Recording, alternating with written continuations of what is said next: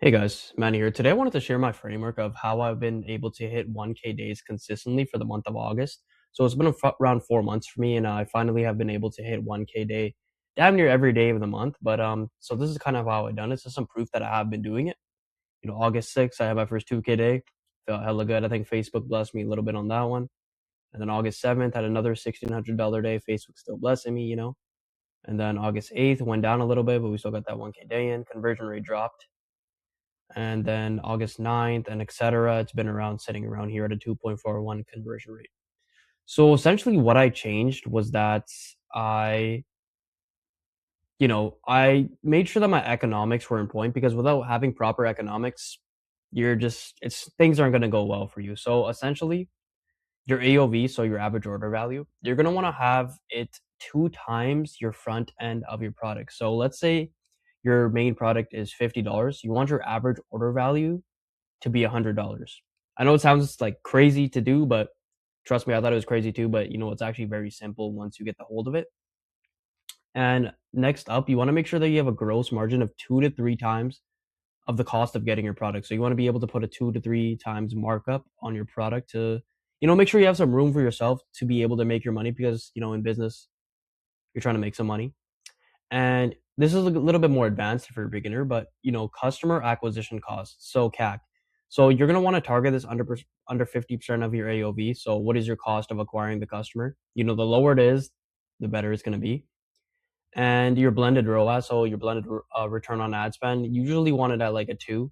And of course, if it's higher than that, it's there's no issues with it being higher than that. But there's a little quote here: the winner isn't who has the best ads, it's who can afford to spend the most to acquire a customer. So what this means is that, there's a lot of companies out there, actually, especially supplement brands, to where they're losing money for the first few months. And, after a few months, they're, LTV for a customer, that's when they start making money. But, they're not scared to spend the most to be able to acquire a customer.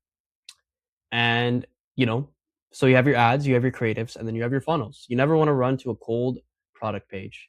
And this is kind of why, because, if you have a creative, you're losing out on the amplification of the funnel, because your creative is what attracts people, and your funnel is going to amplify that into, more sales, more conversions, everything like that. So, there's different types of funnels you can run. You don't have to run these two. You can run an advertorial, a quiz, a video sales letter funnel. There's a whole bunch of them out there. If you guys ever want to see a video on how to make a funnel, I got you. And yeah, so advertorial, the pre-sale page, or you could even do a quiz. 8 to 12 questions is usually where the sweet spot is, but you could always do a longer quiz if you need more education with your product and whatnot. And then yeah, you want to have at least 30% completion rate on your quiz and a 10% close rate. That's being very generous. Of course, you want to strive for so much higher. Like mine's at like 70 right now. I'm running a quiz funnel. Completion rate's around 70 and close is around 30, so it's pretty good. And post purchase one time offer upsells. So this is the name of the game right here. One time offers is how you're going to increase your AOV from 50 to 100. So essentially, you want to make it very easy for the customer to be able to, spend more in their emotional state. You want to make sure that the copy is optimized. You want to make sure that there's no friction in between you and the customer. You want to make sure that everything's simple. And essentially, let's say, they bought your product, and after they bought your product, they get a one-time offer. Create some urgency in it. You might have a timer. You might say this offer expires, blah, blah, blah. And essentially, since they're in the most emotional state of them buying, this is when you're able to, upsell them into different products or more of the product that you're offering. So yeah, I would usually be very aggressive with the first one-time offer. So, you could even do something crazy, like for like something like 140, 150, whatever. But you make sure you have to make sure that it makes sense for your brand specifically. And then also after the one-time offer, you're gonna want to send them to a downsell offer. So this might be like a discounted version of your product, just to make sure that they do. Your goal is to make sure that they leave with something, because if you're ever actually selling your product on like literally just your base product and there's no upsells, you're gonna be struggling very, very heavily. And just a little quote here as well: cold strangers don't buy from unknown brands, they buy after they're being convinced. So after you've convinced them to buy your initial product, that's when you can hit them with the upsells, and of course, get your AOV up, which in turns, you'll be more comfortable, you make some more money. Who wasn't trying to make a little bit more money, right? And this is the creative. The creative is the targeting, right? The funnel is the amplifier. So you can right now I'm doing a testing ABO. The reason I use the ABO is because each ad, there's not that much cannibalization in the whole campaign, and each ad gets to get their spend. That doesn't mean that you can't use a CBO with minimum spend limits, but I'll talk a little bit more after that.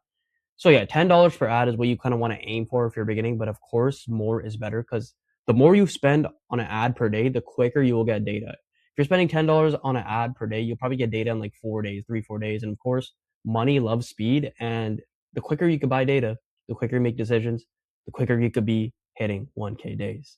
That doesn't mean be, an idiot, but still.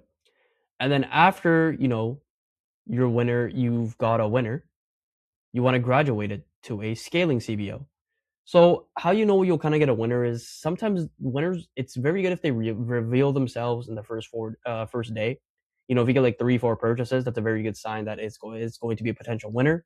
But sometimes you might have to spend a little bit more on an ad to see if it's a winner because the CPMs might be high. If you have like $100 CPM, you might have to spend like $50, $60 on that ad to see if it's actually a winner. And you want to make sure that it hits KPI. So CPC, keep it under like $1, CTR, keep it above like 3%, CPMs 40 to 50, and things like that. But I would judge it more on spend because spend is the name of the game. The KPIs might be good, but if it doesn't have enough spend, you'll never know if it's actually a winner. That makes sense. And then yeah, you want to duplicating using existing posts IDs. I can show you guys after that if you really want to. So you duplicate it into a scaling CBO. So the reason I use a CBO instead of ABO for my scaling is because I kind of want each ad to be cannibalized. So what I mean is that if I have 10 ads, I want one ad to get all the spend if it's truly a winner, because that's the one that's going to be converting the most. Facebook loves that ad the most, but that doesn't mean that each ad you need to be giving a minimum spending limit. So in the ad settings, there'll be a thing called, I think it's called ad spend, minimum ad spend or something like that. I like to do 30 because I'm a little bit more past the $10 per day now because I want to learn if it's actually going to be performing. And as you add more ads, you want to increase your daily budget by at least, I would say 10 to 20% around there. You don't want to like increase your budget to like, let's say you're at 200. You want to increase it to 400 if you have a really good day, because that's how you're gonna mess up your CBO's learning, because every CBO has a learning phase. So you're gonna have your testing and your scaling, and you're always going to want to use one ABO for testing. Like every time you want to put a new testing creatives in there, you just throw it in the testing ABO, and then if you want to scale it, you're gonna have 2 campaigns. That's all that it is. And make sure you're always looking at each ABO to see if it's ready to be turned off, because every ad will die eventually. Even every winning ad will die eventually.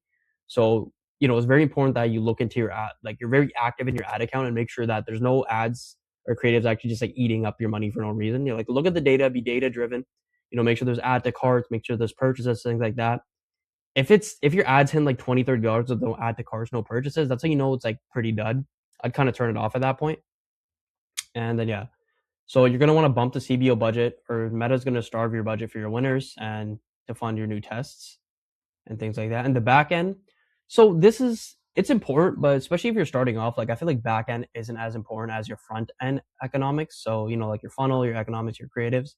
This is where you can get a little bit extra money without putting so much effort. So I use Klaviyo, but there's so many different email flows out there that you can use.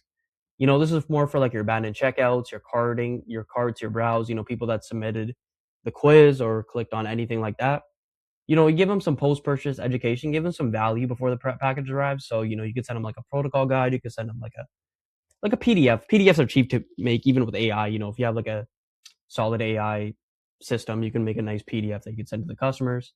And you could even be pushing subscriptions, because in the long term, subscriptions, I think, is the name of the game. You want to have subscriptions because you don't really have to spend that much money on ads. That's the secret. You're getting recurring revenue without spending money on ads, because ads is the biggest spender in this name of the game.